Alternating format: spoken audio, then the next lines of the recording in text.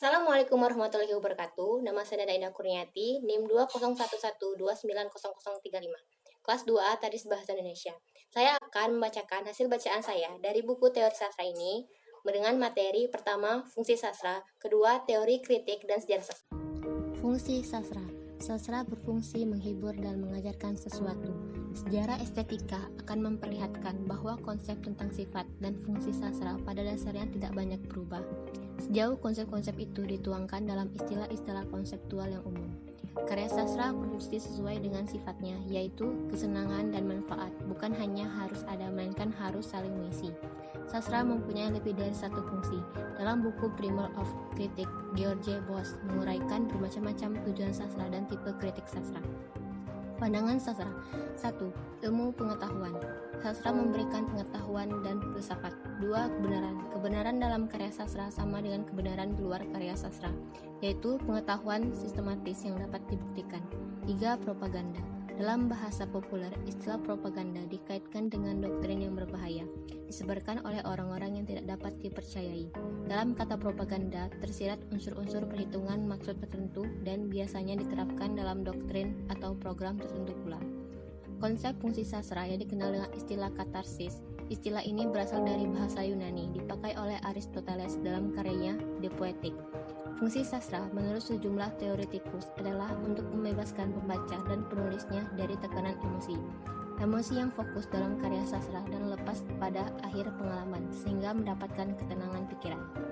Teori kritik dan sejarah sastra. Teori sastra adalah studi prinsip kategori dan kriteria, sedangkan studi karya-karya konkret disebut kritik sastra dan sejarah sastra. Kenyataan bahwa ketiga bidang tersebut tidak dapat dipisahkan satu sama lain. Teori sastra hanya dapat disusun berdasarkan studi langsung terhadap karya sastra. Sebaliknya, tidak mungkin ada kritik sastra atau sejarah sastra tanpa satu set pertanyaan, suatu sistem pemikiran, acuan, dan generalisasi. Teori rekonstruksi adalah inti penelitian tentang sejarah sastra. Rekonstruksi sejarah sastra telah berhasil memusatkan perhatian pada maksud pengarang.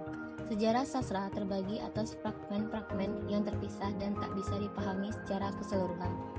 Pandangan yang lebih moderat menekankan adanya dua kutub yang tidak dapat dijembatani, yaitu aliran klasik dan aliran romantik. Sudut pandang sejarah dan sudut pandang kekinian.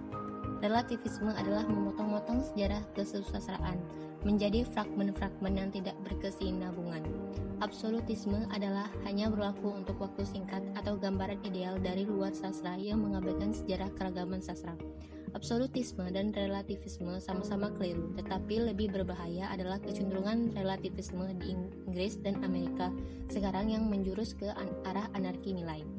Sejarah sangat penting untuk kritik sastra kalau kritik hendak bergerak lebih jauh dari sekedar pernyataan suka dan tidak. Pemisahan kritik sastra dan sejarah sastra seperti yang terjadi sangat merugikan keduanya. Seorang sejarawan sastra harus menjadi kritikus sebelum menjadi sejarawan. Mungkin itu saja yang dapat saya sampaikan. Mohon maaf bila ada salah kata. Wabillahi taufiq wal hidayah. Wassalamualaikum warahmatullahi wabarakatuh.